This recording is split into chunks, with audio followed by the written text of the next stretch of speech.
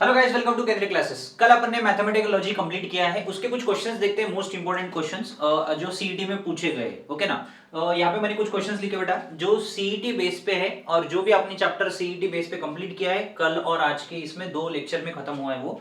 और एकदम easy chapter है, उसमें कोई बड़ा कॉन्सेप्ट है ही नहीं, सिंपल सा कॉन्सेप्ट है। अब उसके कॉन्सेप्ट के ऊपर मैंने कुछ क्वेश्चंस लिए हैं, देखते हैं कुछ क्वेश्चंस कैसे करने और कितना सिंपल से कर सकते हो। ओके, सबसे पहले बेटा नेगेशन ऑफ द बोला। नेगेशन मतलब आपको एकदम सिंपल पता है। नेगेशन मतलब क्या होता है कि नेगेशन से जब मल्टीप्लाई करोगे तो बीच में साइन चेंज हो सकते हैं। नेगेशन रूल ऑलरेडी मैंने पढ़ाया था आपको, ठीक है ना। देख लो बेटा, यहां क्या होता है।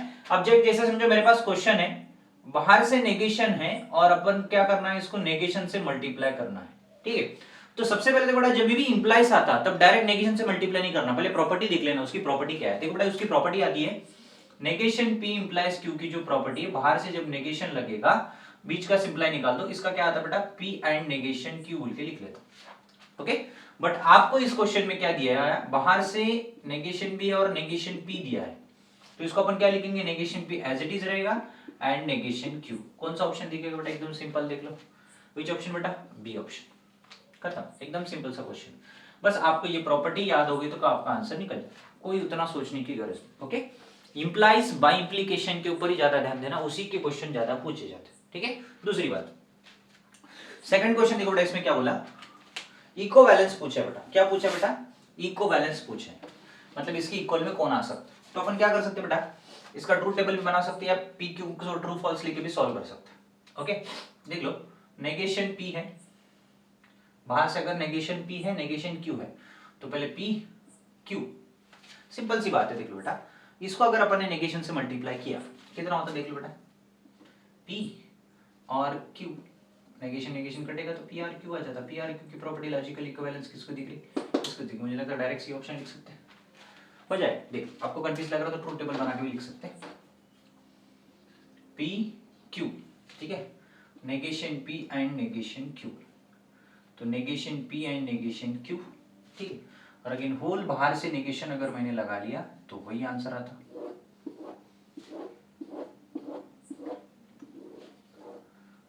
ऐसे भी किए तो मुझे लगता है आपको लॉस याद रखने की गरज नहीं, अगर ट्रूथ टेबल अच्छे से आता तो आपका क्वेश्चन कवर हो जाता। T T T F F T F F, negation P मतलब false false true true, negation Q मतलब false true false true, negation P and Q false false false true. इसका अपोजिट क्या आता बेटा, true true true और एक false. ये कहां पर आता बेटा, पूरे के पूरे ट्रू और फॉल्स। सी ऑप्शन मैच हो रहा है बेटा, यहाँ पे पी आर क्यू का मैच कर रहा है, पी आर क्यू का ये वैल्यू है। एकदम सिंपल क्वेश्चन, ठीक है। आपको मैं बोल रहा ना, आपको बस इस एक्सेस चैप्टर में थोड़े लॉस कंफ्यूजन करेंगे। मैंने बताया था कि लॉस भी कौन से पढ़ने हैं, इंप्लाइज और बाई इंप्लाइज के लॉस थोड़े देख लेना, उसके सिवा दूसरे क्वेश्चंस आते नहीं उसमें, अगर नेगेशन रूल पे पूछा। अगर बाकी पूछा तो बेटा लॉस के ऊपर इसको इक्विवेलेंस क्या होता है तो सीधा ट्रूथ टेबल करो, आपका आंसर परफेक्ट निकलता है, टाइम वेस्ट करने की गरज नहीं, ठीक है। लॉस कभी कभी याद नहीं होते, कंफ्यूज होते हो, तो लॉस के बेटर की मुझे लगता है ये ऐसा याद रख लेते इजी हो जाता, ठीक है। चलते हैं, नेक्स्ट क्वेश्चन देख लेते हैं। क्या बेटा next question, P implies negation, P implies negation P and P negation P implies negation P। तो इसको बताना है कि टोटोलॉजी है या कॉन्ट्रडिक्शन है या कॉन्टिजेंसी। ओके, चलो मैं कहता हूं बेटा ट्रूथ टेबल से सॉल्व कर लेता हूं। P Q नेगेशन P, उसके बाद क्या आता, P implies negation P, उसके बाद नेगेशन P implies P, और इन दोनों को क्या लिख लेता बेटा, X लिख लेता।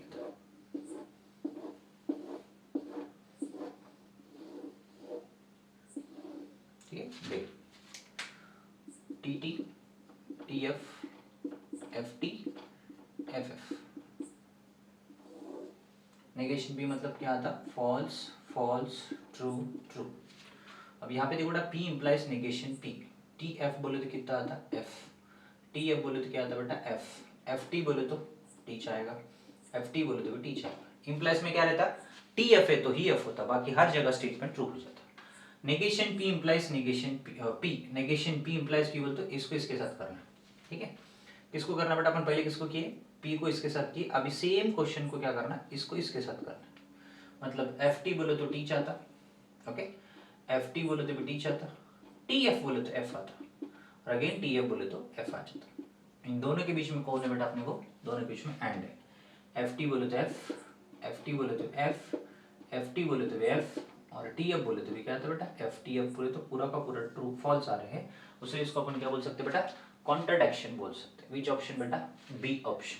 ठीक है, ये सीईटी में प्रीवियस ईयर में पूछे गए सो क्वेश्चन से बेटा, एकदम इजी वे से करना है और आपको हर जगह मुझे लगता है ट्रूथ टेबल का बहुत काम आता है। ट्रूथ टेबल को अच्छे से देख लेना, दूसरे क्वेश्चन ज्यादा परेशान होने की जरूरत नहीं, ट्रूथ टेबल ही ज्यादा देख लेना। ठीक है, चलो कुछ और दूसरे क्वेश्चन देख लेते बेटा। यहाँ पे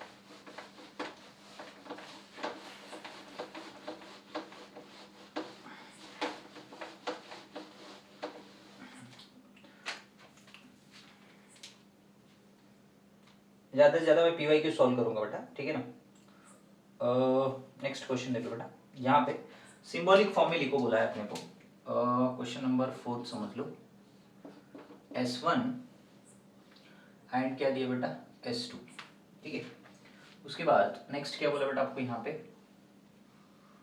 अगेन S1 डैश बोला गया, उसके बाद next S2 dash,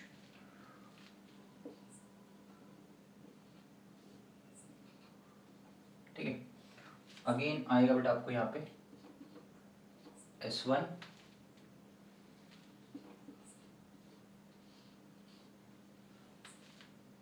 next S3, फिर क्या होगा बेटा, ये बंदा क्लोज हो जाएगा यहाँ पे। पहले क्वेश्चन लिख लो बेटा, ध्यान से क्वेश्चन समझ लो। लैंप यहाँ पे है,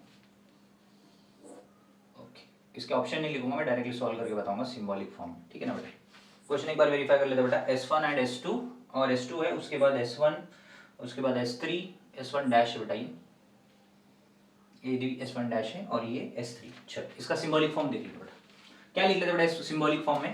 ये भी पूछा था बेटा कभी, मुझे लगता है 2020 में पूछा है शायद ये वाला क्वेश्चन, 20 नहीं 19 में। ठीक है ना, S1 साइड जा रहा तो क्या होता बेटा, S2। ठीक है, फिर आगे नीचे आया तो और S1 डैश एंड क्या लिख लेते बेटा, S2 डैश और S1 और S3, ये तीनों को एक जगह लिख लेते। ओके, काम हो जाता। तो अपन इसको अगर P Q के फॉर्म में, तो S1 मतलब P, S2 मतलब Q, S1 डैश मतलब नेगेशन P, S2 डैश मतलब नेगेशन Q, और उसके बाद P और R, ये होगा बेटा अपना फाइनल आंसर। ठीक है, और इसको लिखना है तो इज इक्वल टू में क्या लिख लेते बेटा, लैंप लिख लेते, इक्विवेलेंस ऑफ। ठीक है, this is called switching circuit को अपन सिंबॉलिक फॉर्म में लिखने का तरीका। ठीक है, ऐसा क्वेश्चन दिया जाता है, इसको सिंबॉलिक फॉर्म में लिखना है, ये आपके पास ऑप्शन देकर रहता है, ऑप्शन में मैच कर लेना। ठीक है ना, चलो टेक वन मोर क्वेश्चन देखते हैं बेटा, देख लेना बेटा एक क्वेश्चन।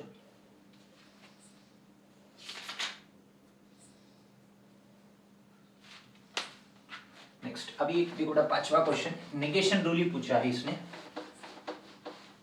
क्वेश्चन लिखने में टाइम वेस्ट हो रहा है थोड़ा सा। नेगेशन ऑफ स्टेटमेंट बोल रहा बेटा, ठीक है, नेगेशन ऑफ द स्टेटमेंट मतलब क्या कहती है बेटा, नेगेशन लगाना है, P or negation Q implies P and negation Q. ठीक है, इसका करना है बेटा। ठीक है, अब नेगेशन मतलब क्या होता है बेटा, जो अपने पास प्रॉपर्टी मैंने ऑलरेडी बताई थी, पी इंप्लाइज क्यू की प्रॉपर्टी क्या है बेटा अपने पास, नेगेशन जब लगेगा तो पी एंड नेगेशन क्यू लिख लेते हैं। ओके, याद रख लेना प्रॉपर्टी, पहले प्रॉपर्टी आपको याद होनी चाहिए अच्छे से, तभी जाके क्वेश्चन पावर निकल जाता है। P or negation Q implies P and negation Q. ठीक है ना, अब इसको क्या करेंगे बेटा, ये पूरा पी के बराबर, ये पूरा क्यू के बराबर, P or negation Q implies P and क्या बेटा, नेगेशन क्यू। इसको क्या लगाना है, बाहर से नेगेशन लगाना है, तो इसको नेगेशन लगाएंगे तो प्रॉपर्टी क्या बेटा, पी एज इट इज रहेगा बेटा, पी कौन है, ये बंदा है, एंड नेगेशन पी एंड क्या लिख लेता, नेगेशन क्यू। जब नेगेशन लगेगा तो क्या होगा बेटा अपना आंसर, नेगेशन पी आर क्या आता है बेटा, क्यू। ये होगा बेटा आपकी इसके इक्वल में जो नेगेशन लगने के बाद जो आंसर आने वाला ये। ठीक है, ध्यान से देख लेना बेटा, ज्यादा से ज्यादा नेगेशन रूल, नहीं तो टॉटोलॉजी, नहीं तो कॉन्ट्रडिक्शन, यही आते हैं बेटा, देख लेना थोड़ा सा, एकदम सिंपल सा क्वेश्चन, ध्यान से देख लेना।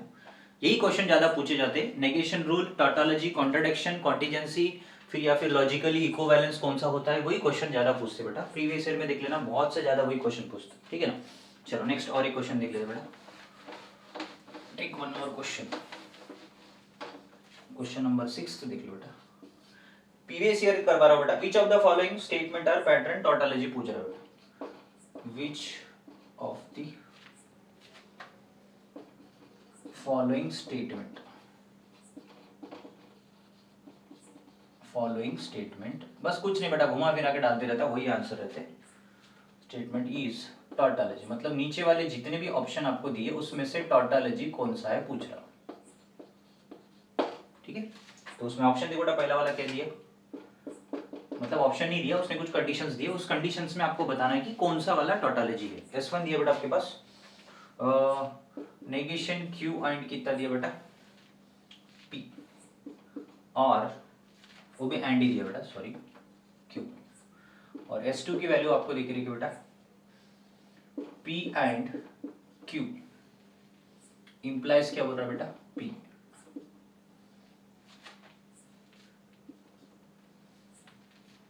ये P इंप्लाइज Q है बेटा। क्वेश्चन ध्यान से लिखने का थोड़ा सा, क्वेश्चन अगर गड़बड़ हुए ना फिर आंसर गलत आ सकता है। S3 क्या दिया बेटा P and Q and negation PRQ, और S4 बोला गया आपको P and Q implies R, ठीक है। अब इससे देख लेते बेटा कि इसमें से आपको ये बताना है कि आपका जो आंसर है कौन सा टोटोलॉजी आता है वो चेक करना है, okay. Which one is tautology, ध्यान से देख बेटा, क्वेश्चन एक बार वेरीफाई कर रहा हूँ, P and Q, P implies Q and P implies Q, ठीक है ना। चल, अब इन सब में से कौन सा ऑप्शन टोटोलॉजी आता है। एक काम करता हूँ, मैं थोड़ा छोटा वाला एक ऑप्शन चेक कर लेता हूँ, जैसे मुझे लगता है S4 को चेक कर लेता हूँ, क्योंकि छोटा है जल्दी पता लग जाता है, अगर वो है तो टिक कर सकते हैं, छोटा है ना सबसे कैलकुलेशन ईजी हो जाएगा। PQ, उसके बाद क्या बेटा R मतलब मुझे लगता है बहुत बड़ा जाएगा, तो अपन एक काम कर लेते, P एंड Q इंप्लाइज कौन है बेटा R, ठीक है ना। अब इससे अपन को टोटोलॉजी कौन सा आता है बता दे, इसको इससे क्या होता है बेटा TT मान लेता हूँ इसको, इंप्लाइज क्या बेटा R बोले तो फॉल्स है, ये T होगा, T इंप्लाइज F बोले तो क्या आ रहा है बेटा, मुझे लगता है फैल्सी आ रहा है, ठीक है ना, TF बोले तो। अब सीधा मैं दूसरा ट्राई कर लेता बेटा, सेकंड वाला, कि S1 तो क्या आ रहा है बेटा, टोटोलॉजी नहीं आ रहा है, फैलेसी आ रहा है, ठीक है ना। तो S2 को ट्राई कर लेता हूँ, S4 को ट्राई किया मैंने, sorry, P and P implies Q close bracket, implies क्या दे रहा है बेटा Q दे रहा है, ठीक है ना। तो P बोले तो क्या लेंगे बेटा ट्रू, एंड P बोले तो ट्रू है, इंप्लाइज Q बोले तो भी क्या है बेटा ट्रू है, नहीं P बोले तो फॉल्स है क्योंकि R नहीं है ना इसमें, और ये भी फॉल्स ले लेता बेटा। T एंड T F बोले तो कितना आता, F आ जाता, ठीक है। और उसके बाद इधर भी कौन है बेटा इंप्लाइज F, ठीक है। अब मेन बात ये आती कि पहले इन दोनों का कर लेते बेटा, T F बोले तो कौन आता F आ जाता, F इंप्लाइज कौन है बेटा F, तो आंसर क्या आ रहा बेटा F इंप्लाइज F बोले तो ट्रू आ रहा, मतलब बी ऑप्शन टोटोलॉजी आ रहा, मतलब S2 क्या आ रहा बेटा टोटोलॉजी। आप ट्रूथ टेबल से भी सॉल्व करके देख सकते हो, यही आंसर है। तो विच ऑप्शन बेटा बी ऑप्शन आ रहा है टोटोलॉजी, ओके। तो इसमें से कौन सा बी, मतलब S2 की जो वैल्यू है वो आ रही है अपने को टोटोलॉजी आ रही है। S1 क्या आ रहा था बेटा, S4 की वैल्यू क्या आई थी, फॉल्स आ रही है, S2 की वैल्यू टोटोलॉजी है। अब ऐसा भी कर सकते हो, मुझे लगता है ट्रूथ टेबल से भी सॉल्व किया तो चल जाता, ट्रूथ टेबल से भी फटाफट निकल जाता आपका आंसर, कंफ्यूज नहीं होता, ठीक है। अगर समझो गलती से कॉन्टीजेंसी आती है तो कंफ्यूज होता है, उसलिए ट्रूथ टेबल बनाना पड़ता है। टोटोलॉजी उसलिए पता लग जाता है कि भाई टोटोलॉजी टी आ रहा है, ओके। तो कभी भी देख लेना बेटा, यहाँ पे अगर कॉन्टीजेंसी बोलते हैं तो मुझे लगता है सीधा ट्रूथ टेबल आप बना लो, उससे पता लग जाता है आपको कि टोटोलॉजी है, कॉन्ट्रडिक्शन या कॉन्टीजेंसी, बाकी ज्यादा परेशान होने की गरज नहीं, ओके। तो ये क्वेश्चंस देखो ये चैप्टर इजी है, इसके क्वेश्चंस मैंने डीपीपी डाली हुई है, वो डीपीपी अच्छे से कर लेना, ठीक है। लगे तो वन मोर डीपीपी आपको डाल देता हूँ, वो भी डीपीपी कर लेना। तो इसके बाद आपको नेक्स्ट चैप्टर रहेगा बेटा मैट्रिसेस, ओके। कल से दूसरा चैप्टर चालू होगा।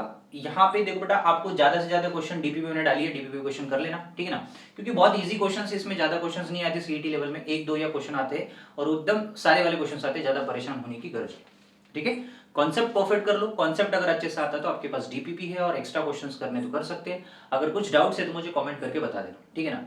मोस्टली देखो बेटा मैंने हर मॉडल के क्वेश्चन करवाए पीवाईक्यू, और ज्यादा से ज्यादा सीईटी में प्रीवियस ईयर के क्वेश्चन पे फोकस करो, वही क्वेश्चंस आपको पेपर में ज्यादा आते, ओके। और दूसरी बात मैंने पहले दिन बताया था आपको कि एमसीक्यू जो होते हैं टेक्स्ट बुक के वो कंपलसरी आपको करने हैं, वो टेक्स्ट बुक के एमसीक्यू किए तो बहुत फायदा होता है, ठीक है ना। और यहाँ पे क्या होता है बेटा, सब लोग बोलते हैं कि भाई सीईटी और जेडब्ल्यू करने से सीईटी होता नहीं बेटा, ये ऐसा बोलने का कुछ ये नहीं है, क्योंकि जेडबलई का पोर्शन बहुत हाई है और सीईटी का पोर्शन बहुत कम है। सीईटी ओनली महाराष्ट्र लेवल का पोर्शन है।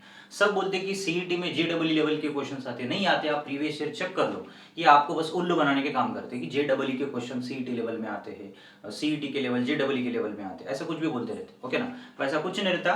कभी भी अगर ऐसा रहता तो जेडबलई और अलग अलग कैसे एक जगह नहीं होते थे, क्योंकि क्या होता है पोर्शन बहुत अलग है। सीईटी का पोर्शन एकदम सादा है और हर क्वेश्चन वहां पे एक कॉन्सेप्ट में एक ही क्वेश्चन आता है। बट जेडबलई में क्या होता है, एक क्वेश्चन दो कॉन्सेप्ट मिक्स से पूछा जाता है, 2 या कभी 3 कभी 4 कॉन्सेप्ट मिक्स होते हैं। बट सीईटी में वैसा कभी नहीं होता। और मुझे लगता है अगर आप ये कॉन्सेप्ट किए तो गारंटी दे रहा हूं जेडबलई का आप इस टाइप का क्वेश्चन कर सकते हो। जो मैथमेटिकल लॉजिक का जो भी क्वेश्चन आता है, ये कॉन्सेप्ट अगर मैंने जितने पढ़ाए कॉन्सेप्ट पढ़ लिए तो आपका वो भी कवर हो सकता है। ओके, आप क्या करते हो बेटा, बहुत सारा पढ़ के परेशान होते हो। मुझे लगता है कि जो आपको गरज है उतना ही पढ़ो। अब समझो बंदा सीईटी को प्रिपेयर हो रहा है तो सीईटी पे फोकस करो ना, जेडबलई भी मैं देता, जेडबलई देने से नहीं, वैसा मत करो बेटा। वैसा करने से आपको वो नहीं होता, नहीं होता। प्रॉपर एक पे कॉन्सेंट्रेट करो। अगर आपको सीईटी अच्छे से देना है तो सीईटी ही पढ़ो, जेडबलई देना है तो जेडबलई प्रॉपर पढ़ो, ठीक है ना। ऐसा मत करो। बट मुझे ऐसा लगता है कि भाई आप लो लेवल से हाई लेवल जाओ, हाई लेवल से लो लेवल मत आओ, ये गलत है। आपको अगर बेसिक पढ़ना है, पहले बोर्ड अच्छे से करो, एनसीईआरटी अच्छे से करो, उसके बाद सीईटी करो, फिर उसके बाद जेडबलई करो। क्योंकि क्या होता है बहुत सारे बच्चे जेडबलई पकड़ लेते फिर आखिरी में 1 साल होने के बाद डायरेक्ट सीईटी पे आते, तो ऐसा नहीं करना चाहिए। आपको पहले आपके लेवल देख के चलना है। अगर आपको सीईटी लेवल जम रहा है तो आप आगे बढ़ो, नहीं जम रहा है तो उसी को पकड़ के चलो ना, स्ट्रांग बन जाओ, उसी सिलेबस को स्ट्रांग करो और आगे स्कोर कर दो, ठीक है ना। क्योंकि क्या होता है बहुत सारे बच्चे क्या करते हैं, नहीं मेरे को सीईटी आ रहा, मैं जेडबलई करने से मेरा सीईटी होता, वैसा नहीं होता बेटा। इसके लेवल जो अलग है, आप जे लेवल में बहुत सारे अलग क्वेश्चन है, वहां पे क्वेश्चन का लेवल हाई रहता, यहाँ पे उतना हाई नहीं रहता। क्वेश्चन लेवल एकदम सादा रहता। आपको मेरे पर डाउट होगा तो आप लोग आपके प्रीवियस ईयर के क्वेश्चन देखो। ये मैंने पीवाईक्यू स्टार्ट किए थे, मैंने अभी तक जितने भी क्वेश्चंस करवाए 6 क्वेश्चन वो पूरे प्रीवियस ईयर के क्वेश्चन है। आप अगर आपके पास प्रीवियस ईयर के क्वेश्चंस होंगे वो चेक करो, नहीं तो ऑनलाइन जाके पीवाईक्यू क्वेश्चन मिल जाते हैं आपको, ऑनलाइन पे देख लेना कि कौन से लेवल के क्वेश्चंस रहते हैं। सीईटी यही लेवल के क्वेश्चंस रहते हैं, बस थोड़े से घूमे फिरे रहते हैं, समझ के करना है। और सबसे पहला पॉइंट मैंने बताया आपको, टेक्स्ट बुक के एमसीक्यू कंपलसरी करने, वहां से क्वेश्चंस बहुत सारे क्वेश्चंस डायरेक्ट उतरते हैं, ओके। उसलिए कंपलसरी ओबी क्वेश्चंस आपको करने, ठीक है। चलो नेक्स्ट कल से देखते बेटा दूसरा चैप्टर मैट्रिसेस, ठीक है ना। पार्ट 2 का सेकंड चैप्टर क्लास 12 का, ठीक है। इसमें कुछ डाउट होंगे तो कमेंट करके बता देना और एक बार क्लियर कर सकता हूं आपको अगर डाउट्स होंगे तो, ठीक है ना। और दूसरी बात तो डीपीपी सॉल्व कर लेना, और कुछ एक्स्ट्रा क्वेश्चन चाहिए तो कमेंट करके बताना। आई विल डिस्क्रिप्शन में कुछ एक्स्ट्रा क्वेश्चंस भी डाल सकता हूं जो डीपीपी एक्स्ट्रा दे सकता हूं अगर आपको चाहिए तो, ठीक है ना। चलो थैंक यू।